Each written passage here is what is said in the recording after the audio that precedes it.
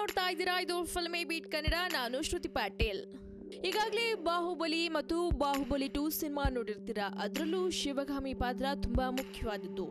ಆದ್ರೆ ಈ ಶಿವಗಾಮಿ ಪಾತ್ರಕ್ಕೆ ಎಸ್ ರಾಜಮೌಳಿ ಮೊದಲು ಆಯ್ಕೆ ಮಾಡಿದ್ದು ಯಾರನ್ನ ಗೊತ್ತಾ?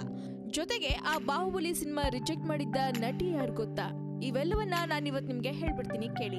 ಬಾಹುಬಲಿ ಸಿನಿಮಾ ನೋಡೋರ್ಗೆ ಹೀರೋ ಹೀರೋಯಿನ್ ಅಷ್ಟೇ ಅಲ್ಲದೆ ಶಿವಗಾಮಿ ಪಾತ್ರಧಾರಿ ರಮ್ಯಾ ಕೃಷ್ಣ ಕೂಡ ಇಷ್ಟ ಆಗ್ತಾರೆ.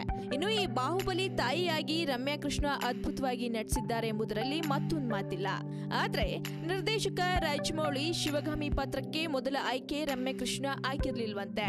ಶಿವಗಾಮಿ ಪಾತ್ರಕ್ಕೆ ರಾಜಮೌಳಿ ಶ್ರೀದೇವಿಯನ್ನ ಆಯ್ಕೆ ಮಾಡಿದ್ರಂತೆ. ಬಾಹುಬಲಿಯಲ್ಲಿ ನಟಿಸಿದ್ರೆ ಹೆಸರು ಬರುತ್ತೆ ಎಂಬುದು ಗೊತ್ತಿದ್ರು ಶ್ರೀದೇವಿ ಶಿವಗಾಮಿ ಪಾತ್ರವನ್ನ ರಿಜೆಕ್ಟ್ ಮಾಡಿದ್ರಂತೆ. ಪ್ರಭಾಸ್ಗೆ ತಾಯಿ ಪಾತ್ರ ನಿರ್ವಹಿಸಲು ಶ್ರೀದೇವಿಗೆ ಇಷ್ಟವಿರಲಿಲ್ಲ. ಜೊತೆಗೆ ಶ್ರೀದೇವಿ 6 ಕೋಟಿ ರು ಸಂಭಾವನೆ ಕೇಳಿದ್ರೆಂಬ ಕಾರಣಕ್ಕೆ ಅವರಿಗೆ ಶಿವಗಾಮಿ ಪಾತ್ರ ಮಿಸ್ ಆಯ್ತಂತೆ. ನಂತರ ರಮ್ಯಾ ಕೃಷ್ಣ ಪಾಲಾದ ಶಿವಗಾಮಿ ಪಾತ್ರ ಅವರಿಗೆ ಅಪಾರ ಖ್ಯಾತಿ ತಂದುಕೊಟ್ಟಿದೆ.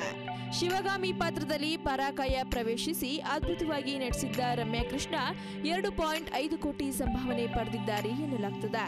ಶಿವಗಾಮಿ ಪಾತ್ರವನ್ನ ಶ್ರೀದೇವಿ ಮಾಡಿದ್ರೆ ಪ್ರಭಾಸ್ಗಿಂತ ಹೆಚ್ಚು ಹೆಸರು ಬರ್ತಿತ್ತು.